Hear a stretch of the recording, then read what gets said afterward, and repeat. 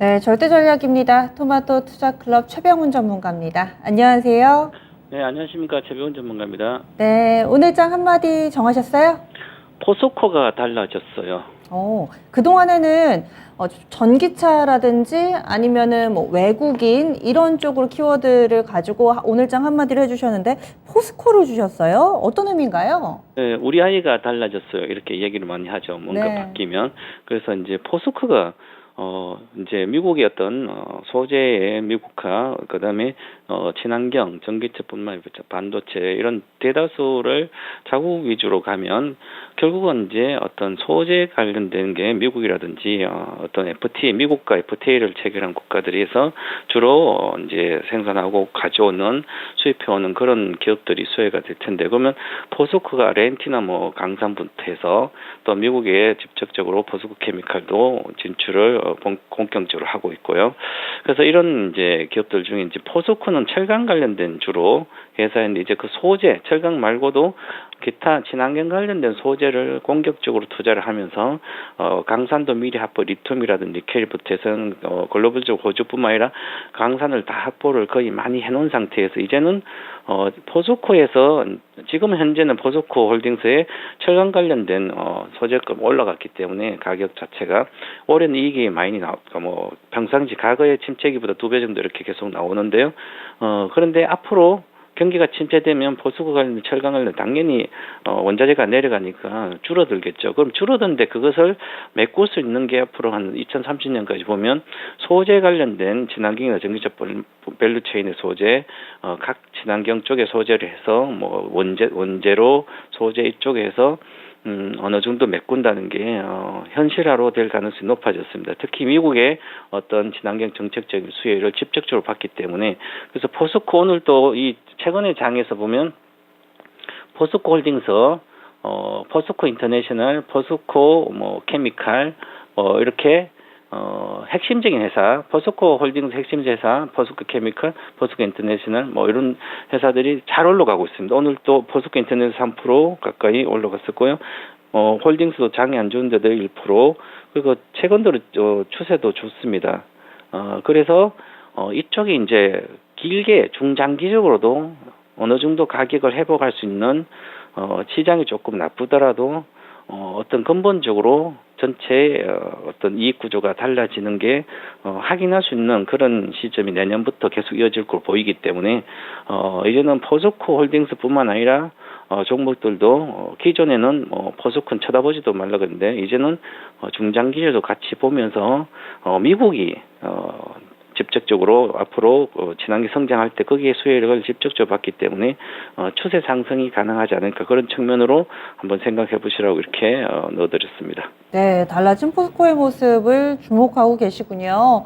오늘 그러면 체크 포인트는 어떤 거라고 보세요? 네, 지금은 미국의 뭐 배터리나 이쪽에 어떤 강화 정책적으로, 그리고 중동 이슈가 있었죠. 그래서 또 사우디와 한국의 정상회담이 이루어졌을 때 수에 사실 엄청난 규모지만 실질적으로 그래도 어느 정도 시장 점유율을 갖고 있기 때문에 중동에서 우리 건설주라든지 이런 게 오늘 좀 센 편이었습니다. 그래서 테마뿐만 아니라 실적이 중장기적으로 좀 받쳐주지 않을까, 그런 측면을 보면 배터리는 당연히 미국의 수혜는 당연히 장기적으로 엄청난 산업이 우리가 미국의 수혜를 직접적으로 받아줄 수 있고요. 그다음에 중동에 이제 사우디하고 정상회담이 잘 될 경우에는 중장기적으로 또 수혜를 받을 수 있습니다. 2030년까지 뭐 도시 건설하고 SOC 뭐 원전 건설하니까, 그래서 그에 관련된 가장 지금도 거기 건설수임에 들어간 현대건설이라든지 삼성 엔지니어링, 삼성 이런 게 지금 현재 오늘 시장에서 앞서서 나가고 있는데요.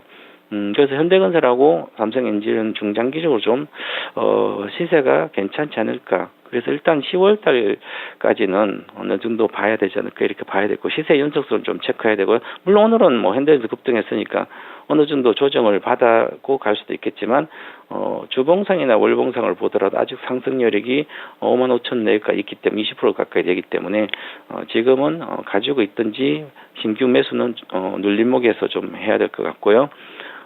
그다음에 지금은 다음 주 16일까지 중소형주들을 실적이 다 거의 다 발표되는데요. 그래서 중소형주가 이번 주하고 다음 주 월요일까지 실적 발표했을 때 시세가 어떻게 움직이는지 좀 봐야 됩니다. 그래서 그 시세 움직이는 걸 보고 앞으로 전체적인 전략도 이제 짜야 되는데요. 예를 들어서 어저께 SKC의 실적이 나왔는데 실적이 20% 정도를 감익이 됐습니다. 전년 대비해도 그렇고 올해 2분기 되어서 많이 줄어들었고 3분기도 더 줄어들거든요. 그러면 어저께 SKC는 SK넥실에서 동박이라는 어떤 전기차의 소재가 있으니까 좋다고 계속 하지만 화학사업부에서는 실적이 크게 줄기 때문에 동박에 좋은 것을 이익이 늘어나는 이익이 늘어난 것을 화학에서 까먹어도 그걸 만회를 안 되거든 상태가. 그래서 전체적으로 오히려 주가가 내려갔습니다. 그래서 지금은 6월달 1분기 실적 시즌에 발표된 거와 다르게 1분기는 실적이 좋게 나와도 빠지고요. 나쁘게 나오면 더 빠지고 그런데 지금은 좋게 나온 것은 올라가게 됩니다. 실적 오히려 어제 CJ제일제당 보면 그렇듯이 그러면 실적이 잘 나온 것은 3분기도 괜찮다고 잘 나오면 올라가기 때문에 오히려 실적이 나왔을 때 잘 나오는 중소형주들 이런 것은 매도가 아니라 매수, 차익 실현이 아니라 매수를 쪽으로 가야 되고요. 잘 나오지 않는 것은 오히려 매도를 해야 되는 그런 구조로 가지 않을까 이렇게 보고 시세 체크를 다음 주 초까지 계속 중소형주 어닝 시즌에 실적 체크를 계속 해봐야 될 것 같고요.